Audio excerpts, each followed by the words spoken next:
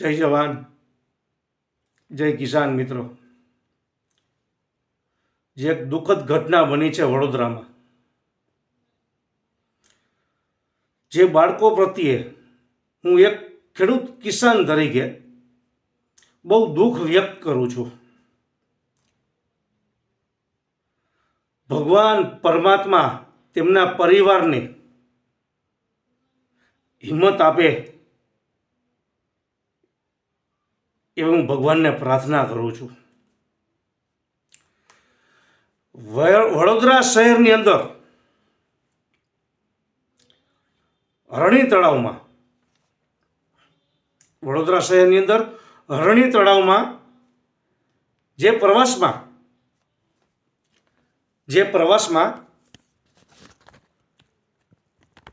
જે આવેલા સનરાઈઝ વિદ્યાર્થીઓની જે બોટ પલટી મારી ગઈ છે. બોટમાં તમામ સવાર વિદ્યાર્થીઓ ડૂબ્યા છે. વડોદરાની અંદર બોટમાં 23 લોકો સવાર હતા. જેમાં 14 લોકોના મૃત્યુ થયા છે. એમાં 2 શિક્ષકો પણ હતા, 12 બાળકો હતા. તો મિત્રો, વડોદરામાં જે બોટ ડૂબી છે ત્યારે તંત્રની ઘોર બેદરકારી સામે આવી છે. હું એક કિસાન તરીકે આ વાત કરું છું. આજે આ બાળકો પ્રત્યે, બાળકોની પિકનિકનું મોત કારણ બની છે. તંત્ર ઊંઘતું રહ્યું અને બાળકો ડૂબતા રહ્યા. મને એનો અફસોસ છે એક કિસાન તરીકે, મને ખેડૂત તરીકે, કે આજે આ દુઃખદ ઘટના બની છે બાળકો માટેની. આની પહેલાં પણ મોરબી હોનારતમાં ઘણા લોકોએ જીવ ગુમાવ્યો છે આ તંત્રની ઘોર બેદરકારીની હિસાબે. કેમ પગલાં લેતું નથી તંત્ર? આ માણસની જિંદગી અરે સિલ્વરને આવું થાય છે કેમ? આવું મને એનો અફસોસ છે કિસાન તરીકે. એમાં 2 બાળકો, 4 શિક્ષકો હાજર હતા. હજુ પણ એનું પતો નથી. 10 થી 11 વિદ્યાર્થીઓને બહાર કાઢ્યા છે.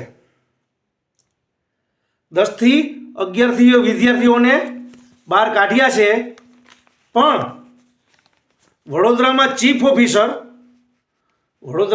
ઓફિસર પણ કહે છે તમામ 6 ટીમો હાજર થઈ ગઈ છે.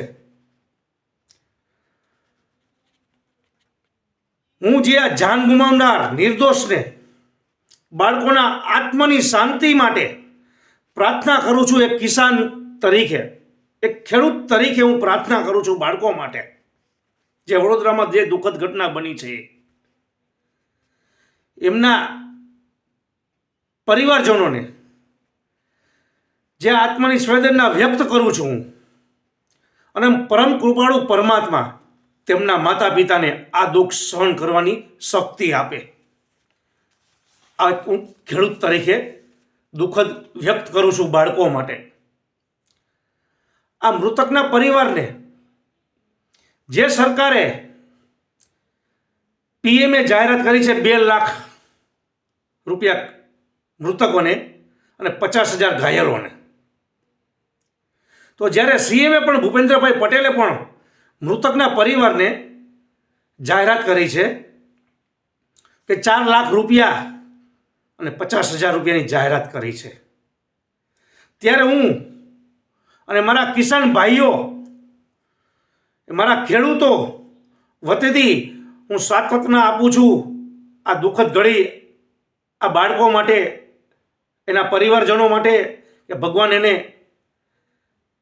સહન કરવાની શક્તિ આપે એવું હું ઓમ શાંતિ ઓમ શાંતિ ઓમ શાંતિ ઓમ શાંતિ એક ખેડૂત તરીકે મારું મંતવ્ય આપું છું. જય જવાન જય કિસાન.